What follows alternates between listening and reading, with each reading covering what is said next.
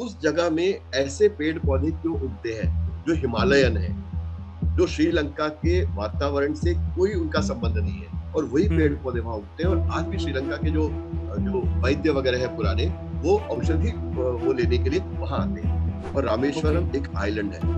रामेश्वरम हाँ। भारत की धरती से जुड़ा हुआ नहीं है, बीच में समुद्र है। तो अगर हम श्रीलंका तक जाने के लिए समुद्र पर सेतु बनाना पड़ा, क्योंकि वानरों को तैरना नहीं आता था, तो रामेश्वरम कैसे पहुंचे? तो रामेश्वरम भी नहीं पहुंचनी चाहिए ना। परेरा ने हमको बताया कि वो इसलिए नहीं बता रहे थे, लोग मानते हैं कि हमारा जो राजा रावण है वहां पे अभी भी रुद्रासीन है, वहां पे रहता है, सो रहा है वहां पे। तो अगर लोग वहां ओके। जाएंगे और अननेसेसरी हो जाएंगे तो वो डिस्टर्ब होगा। और अगर वो डिस्टर्ब होकर उठ गया तो श्रीलंका का क्या हाल करेगा या बाहर की दुनिया का क्या हाल करेगा, हम नहीं कह सकते। क्योंकि ये कहानी जुड़ी हुई है इस बात से कि क्या रामायण घटी थी, तो इसलिए कहानी बतानी मुझे आपको जरूरी लगती है। और इंटरेस्टिंग कहानी भी बहुत है कि राइट। एक दूनागिरी नाम से गांव है औली के पास। औली जो जहाँ स्कीइंग रिसोर्ट है, औली के पास, वहां पर कहते हैं कि संजीवनी बूटी लेने हनुमान जी गए थे। और वहां से वो, क्योंकि उन्हें संजीवनी बूटी मिली नहीं, रावण ने ऑलरेडी अपने राक्षसों को भेजा था, उनको ये पहचान बताई गई थी कि वहां पर जो चमकेगी वो संजीवनी बूटी है, तो चमकेगी अलग से। तो जब वो वहां पहुंचे तो उन्होंने देखा रावण ने अपने राक्षसों को भेजा था, जो अलग अलग जगह पे वहां बैठ गए थे पहाड़ पर, वो चमक रहे थे, तो उनको पहचानने में नहीं आई। तो दूनागिरी गांव में वो चले गए और दूनागिरी गांव में पूछने का प्रयत्न कर रहे थे कि यहाँ संजीवनी बूटी कौन सी है। तो पूरा गांव सो रहा था, एक बुढ़िया केवल जाग रही थी बाहर। तो उन्होंने उसको प्रणाम करके कहा, माता मैं यहाँ आया हूँ और मुझे संजीवनी बूटी चाहिए, तो कहाँ पे है? तो उसने कहा वो रही सामने। उसने वो दिखा दी कि फला जगह है। तो हनुमान जी गए, वो वहां पहचान नहीं पाए, वो पूरा पर्वत लेके वहां से चले गए। पर्वत का एक टुकड़ा तोड़ा उन्होंने। हम नॉर्मली कहानियों में देखते हैं हनुमान जी का ऐसे हाथ होता है और फिर पूरा हाँ। पर्वत होता है। पूरा पर्वत नहीं, उस पर्वत का एक टुकड़ा है। और जब आप औली ओके। में खड़े होकर द्रोणागिरी गांव को देखते हैं तो टूटा हुआ टुकड़ा दिखाई देता है अलग से। पूरा ओ पहाड़ वाह। ऐसे जा रहा है और बीच में वो ऐसे ऐसे ऐसे करके एक टुकड़ा टूटा हुआ है, वो आपको दिखाई देता वाह। है वहां पे। अच्छा, उसकी साइड स्टोरी ये है कि उस गांव में जब वो वहां के लोग उठे, उन्होंने कहा अरे हमारी संजीवनी बूटी कहाँ चली गई? तो बुढ़िया ने बोला ये तो रात को एक बंदर ले गया। तो तब से उस बुढ़िया को तो गांव से निकाल दिया, और तब से उस गांव में हनुमान जी की पूजा आज तक नहीं होती। ओ। अगर आप वीडियोस निकालेंगे यूट्यूब में, दूनागिरी अगर आप गूगल करेंगे, आपको वीडियोस मिलेंगे जिसमें लोग ये कहेंगे कि हम हनुमान जी की केवल एक छोटी सी प्रतिमा या छोटा सा फोटो अपने पास रख के उस गांव में गए थे, गांव उन्होंने हमें मार मार के भगा दिया कि आप ओ यहाँ से बाहर वाह। निकलिए, अगर आप हनुमान जी को गांव में लाएंगे तो आपको नहीं आने देंगे। वो आके हमारे संजीवनी बूटी चुरा के लेके गए। ओके, सिर्फ ये इतना तो ही बड़ा ही नहीं, इंटरेस्टिंग है। वहां वहां हाँ, वहां जो रामलीला होती है, वो सीता के अपहरण पर समाप्त हो जाती है। रामलीला अच्छा। पूरी होती है, सीता के हाँ। अपहरण पे समाप्त होती है। इसलिए समाप्त होती है कि इसके बाद हनुमान जी आ जाएंगे पात्र बनकर, तो उनको तो नहीं आने देना गाँव में। तो इसलिए करेक्ट। वो कहानी वहीं खत्म हो जाती है। अच्छा, इसकी सबूत वाली बात है कि श्रीलंका में गाले के पास में एक छोटा-सा हिल है। वो हमें गाइड हमें हमें लेके गया था। एक छोटी-सी पहाड़ी है।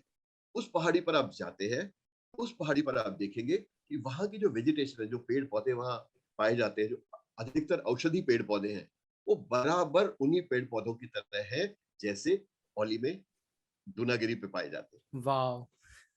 और वो सिर्फ उस पूरे श्रीलंका में उसी जगह पर मिलते हैं और कहीं नहीं हाँ। मिलते।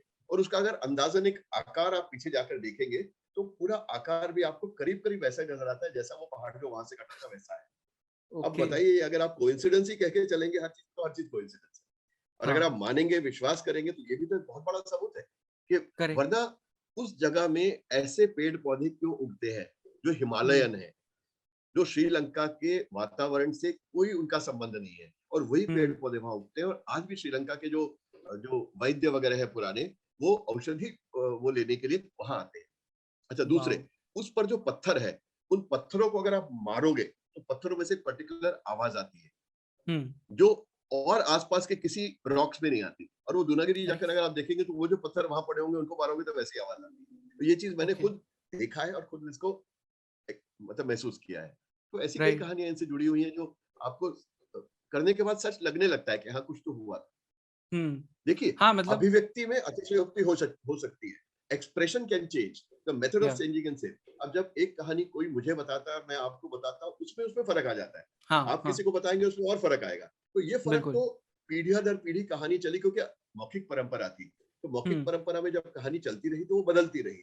तो इसलिए अभिव्यक्ति में अतिशयोक्ति हो सकती है, लेकिन कहानी का जो मूल भाव है उसमें कहीं भी अतिशयोक्ति नहीं है। वो कहानी खड़ी थी और वो यही इसी देश में इन्हीं जगहों पे खड़ी। ये वॉव! मेरा मानना है। और ये मेरा राइट। मानना इस पुस्तक को लिखने के बाद हुआ है।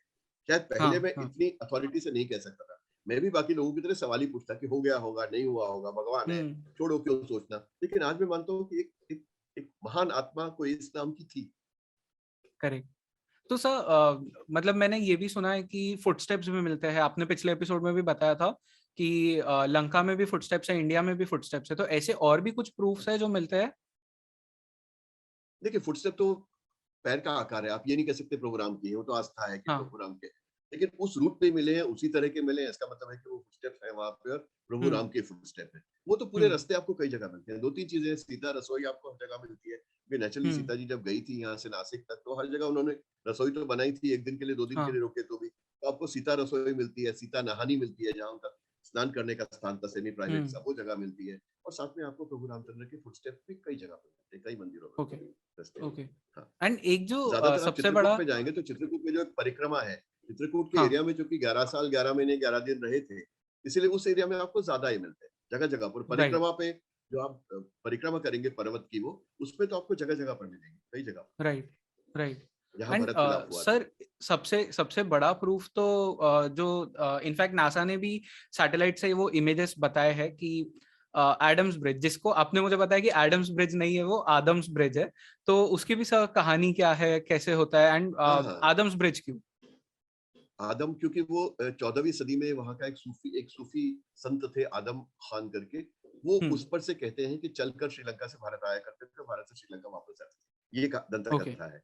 तो इसीलिए उनके नाम के पीछे वो आदम, जिसे हम राम सेतु के नाम से जानते हैं, उन उस सूफी संत के नाम से लोग उसे आदम ब्रिज अंग्रेजों के टाइम में कहने लगे। तो चूंकि हम्म। अंग्रेजों में आदम और एडम का स्पेलिंग एक ही होगा, तो उनके लिए सहूलियत थी हाँ। एडम कहना, इसलिए उन्होंने उसको एडम ब्रिज नाम दे दिया और वो नाम आगे चलता रहा। वो राइट। धनुषकोडी से शुरू होता है और श्रीलंका में समाप्त होता है वो। लेकिन अधिकतर अगर लोगों से पूछा जाए कि श्री राम सेतु कहाँ से कहाँ तक है, तो लोग यही कहेंगे धनुषकोडी से लेकर और श्रीलंका तक है, श्रीलंका। लेकिन ऐसा है नहीं, हम्म। रामेश्वरम का आखिरी छोर। और ओके। रामेश्वरम एक आइलैंड है। रामेश्वरम हाँ। भारत की धरती से जुड़ा हुआ नहीं है, बीच में समुद्र है। तो हम्म। अगर हम श्रीलंका तक जाने के लिए समुद्र पर सेतु बनाना पड़ा, क्योंकि वानरों को तैरना नहीं आता था, तो रामेश्वरम कैसे पहुंचे? तो हम्म। रामेश्वरम भी नहीं पहुंचनी चाहिए ना। तो वहां से राइट। धनुषकोडी से तो पुल शुरू हो ही नहीं सकता। हम्म। तो इसीलिए वो पुल को भी हम ढूंढते हुए निकले थे। तो वहां एक सेतु कराई करके जगह है, सेतु हम्म। कराई, जहां से सेतु सेतु बना, सेतु कराई। तो उस राइट। स्थान से वो शुरू हुआ था। और सेतु कराई से वो अल्टीमेटली गया था रामेश्वरम तक। रामेश्वरम में वो मंदिर की स्थापना वगैरह हुई, वहां पे विभीषण से वो मिले, वहां पर उन्होंने तपस्या भी करी, सागर को भी हटने के लिए कहा, सब कुछ किया। उसके बाद वो जो है वो वहां पर उन्होंने धनुषकोडी से और श्रीलंका तक, तलाई मनार तक पुल बनाया। राइट। वही वाओ। अगर आप सेतुकराई जाते हैं तो सेतुकराई में अभी भी उस पुल के अवशेष वहां मिलते हैं। अभी जब हम्म। हम गए थे तो हम उस पुल पर जा नहीं पाए, उस जगह पर, क्योंकि वहां जस्ट उससे 4 महीने पहले ही कुछ 28 लोगों की मृत्यु हो गई थी, क्योंकि ओके। वहां ये शिप से जाते हैं, आप बोट से जाते हैं। और जब आप बोट से जाते हैं तो चारों तरफ गहरा समुद्र है, बीच में सिर्फ एक जगह है जहाँ पे लो टाइड में वो आपको दिखने लगता है, आप उस पर खड़े हो हम्म। सकते हैं। लेकिन ये जरूरी है कि आप वहां खड़े हो तो आधे घंटे में आप निकल आए, क्योंकि पानी बढ़ जाता है। तो हाँ। आजकल जैसे सेल्फी जनरेशन है, कुछ लोग वहां जमे रहे कि कुछ नहीं होता, पानी बढ़ेगा तब दिखेंगे, धीरे धीरे बढ़ेगा तो निकल जाएंगे। तो पानी एकदम राइट। बढ़ा और उसके साथ वो लोग चले गए, बह गए। जब वो बह गए तो राइट। कलेक्टर साहब ने वहां बैन लगा दिया था, जा नहीं सकते। लेकिन वो जगह दिखती है अभी तक, वाओ। कुछ जगह है तो वहां पे अब भी दिखती है। सर मतलब वो फोटोज भी जब हम देखते हैं तो मुझे तो अब भी शौक लगता है कि ये आज से कितने सैकड़ों सालों पहले की बात है। मशीनरीज नहीं है एंड स्टिल वो ब्रिज क्लियरली दिख रहा है। एंड कुछ लोग ऑब्वियसली अभी भी इसे कहते हैं कि मैनमेड नहीं कोरल है, वो फॉर्मेशन बोलते हैं नेचुरल लोग है। उसको। हाँ, हाँ। कोरल फॉर्मेशन बोलते हैं, कोरल फॉर्मेशन, ऐसे वो कोरल फॉर्मेशन थी। अब देखिए, आप अल्टीमेटली किसी चीज को आपको नकारना है तो आप 1000 तरीके ढूंढ सकते हैं। किसी चीज में आस्था रखनी बिल्कुल। है तो उसमें भी आप ढूंढ सकते हैं। तो जो आपको देखना है, आप किस तरफ से खड़े होकर इस चीज को देखना चाहते हैं, है ना? राइट। मैं और आप बात कर रहे हैं, मैं अगर चाहूँ आपको, आप मेरे बारे में सोचो कि मैं एक अच्छा आदमी हूँ, तो आप अच्छे के कारण ढूंढ लेंगे। अगर आपको मेरे में बुरा ढूंढना है तो आप उसे ढूंढ लेंगे और उसी को राइट सिर्फ हाईलाइट करके कहेंगे मैं आपको बिल्कुल लिखित आदमी से बात करा रहा हूँ जिसने कभी जिंदगी में कुछ नहीं किया, या आप ये कह सकते हैं कि ये देखो इन्होंने इतना बड़ा काम किया। तो आपके ऊपर है ना, आप किस राइट दृष्टिकोण से उसको देखते हैं। तो उस दृष्टिकोण में तो आप हर चीज का सबूत तो नहीं दे सकते। करेक्ट। तो सर अब हम जैसे एडम्स ब्रिज तक पहुंच गए, तो इस कहानी को अब हम लंका से भी कनेक्ट करते हैं, रावण के बारे में बात करते हैं। एंड जी अच्छा ठीक है, तो रावण के बारे में बात करते हैं उसके पहले ये एक, पता नहीं, मैं आज रिसर्च कर रहा था, मुझे बहुत सारे अजीब अजीब फैक्ट्स पता चले। तो रावण के बारे में मैंने बताइए। ये देखा और सुना कि जब ये ब्रिज बन रहा था तो उस टाइम पे श्री राम ने वॉर करने के पहले एक हवन कराया था, जिसके लिए उन्हें एक शिव जी का सबसे बड़ा भक्त चाहिए था, तो उन्होंने रावण को उसकी बुलाया था। जरूरत ये थी। बात सच है? देख, सच झूठ कुछ नहीं है, सब कुछ सच है। जो भी बात सुनी है वो हर बात सच है, कोई भी हम्म। बात इसमें झूठ नहीं है। लेकिन ऐसा कोई उल्लेख कम से कम वाल्मीकि रामायण में नहीं ओके। है। ऐसा वाल्मीकि रामायण में कोई उल्लेख नहीं है। गोस्वामी जी के इसमें भी कोई इस तरह का उल्लेख नहीं है। ये कई चीजें बाद में जुड़ी एड है, ऑन हुई है। क्योंकि वाल्मीकि रामायण भी अगर आप देख के चलते हैं तो हम कहते हैं वाल्मीकि रामायण में, अक्सर जब टॉक देता हूँ तो ये पूछता हूँ कि वाल्मीकि रामायण किसने लिखी, लोग कहते हैं हम्म। वाल्मीकि ने लिखी। तो गलत, क्योंकि वाल्मीकि वाल्मीकि जी ने पूरी रामायण नहीं लिखी। वो राइट। उसमें बाल कांड और उत्तरकांड ये बाद में जोड़े गए हैं। तो अगर करेक्ट। वो इसके ऊपर बहुत सारे अथॉरिटेटिव हमने मोनोग्राफ भी पढ़े हैं, जिसके अंदर वो समझाते हैं कि कैसे लिखने की शैली अलग है। हम्म। बालकांड और उत्तरकांड छोड़ के जो बाकी बीच में है, उनमें भी लिखने की शैली अलग है। और वो राइट। समझो अप्रोक्सीमेटली ईसा के बाद 100 से 500 साल के बीच में, और 100 या 500 साल पहले, इस 1000 हम्म। साल के दौरान उसमें बहुत चीजें जोड़ी गई हैं। ओके। तो कुछ लोगों के तो नाम भी उसमें है। सौती हम्म। एक है, सौती के एक पुत्र थे, सौतिकेश्वर कुछ ऐसा नाम था। ऐसे बहुत सारे लोग हैं जिन्होंने उसके अंदर कुछ कुछ जोड़ा है। और हर एक राइट। ने अपने सामाजिक परिवेश के अंदर रहते हुए जिन चीजों को जोड़ना जरूरी समझा, रामायण को अपने लिए जस्टिफाई करने के लिए, उन्होंने उस तरह से उसके अंदर चीजें जोड़ दी।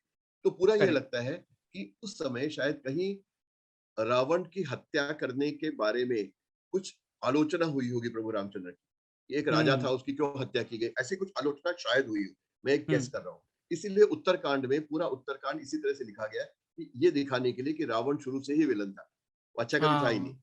उसको इस तरह राइट। दिखाने के लिए पूरा उत्तरकांड में पेंट किया है, जो कि राइट। एक्चुअली सच्चाई नहीं है। उसके अंदर पूरे मुख्य रामायण के इसमें ऐसा नहीं दिखाया है। हम्म। सिर्फ एक अहंकारी पुरुष है, इस तरह से उसका उल्लेख है। राइट। लेकिन उसमें तो ये हाँ लिखा गया मतलब, कि जैसे बचपन में वो जो भी करता था गलत ही करता था, अच्छा कभी किया करेक्ट। ही नहीं। हाँ। तो करेक्ट। ऐसा नहीं था, तो वो वीणा कैसे बजाता था, वो वेदों का इतना कैसे, वो वेदों का हम्म। उसको कैसे ज्ञान था, इतना प्रकांड पंडित कैसे था, शिव जी का इतना बड़ा भक्त क्यों था, उसने शंकर भगवान के इतने सारे मंदिर क्यों बनवाए। अब ये चीजें तो उस कैरेक्टर के साथ नहीं फिट होती ना। हम्म। राइट। कि वहां पर अभी भी एक रावणास कच्छ बोल के एक जगह है, हम्म। जहाँ पे वो पहाड़ दो में कटा हुआ है, और ऐसा ओ लगता है वाह। उसके साइड में अगर आप देखेंगे, ऐसा लगता है जैसे उसमें से किसी ने किसी हथियार से काटा हो, तो जैसे निशान आएंगे ना साइड पे, हाँ। वैसे वो निशान उस पे है, उस पे अभी ओ। तक है नीचे तक। और वो रावणास कट जो है इस पहाड़ में, वो करीब 300 फुट गहरा है। बिसरक करके गांव है, जो गांव रावण का जन्म स्थान माना जाता है। वहां पे सुबह शाम आरती होती है, रावण के नाम का प्रसाद भी आप ले सकते हैं, भंडारा खा सकते हैं। परेरा ने हमको बताया कि वो इसलिए नहीं बता रहे थे, लोग मानते हैं कि हमारा जो राजा रावण है वहां पे अभी भी निद्रासीन है, वहां पे रहता है, सो रहा है वहां पे। तो अगर लोग वहां ओके। जाएंगे और अननेसेसरी शोर मचाएंगे तो वो डिस्टर्ब होगा, और अगर वो डिस्टर्ब होकर उठ गया तो श्रीलंका का क्या हाल करेगा या बाहर की दुनिया का क्या हाल करेगा हम नहीं कह सकते।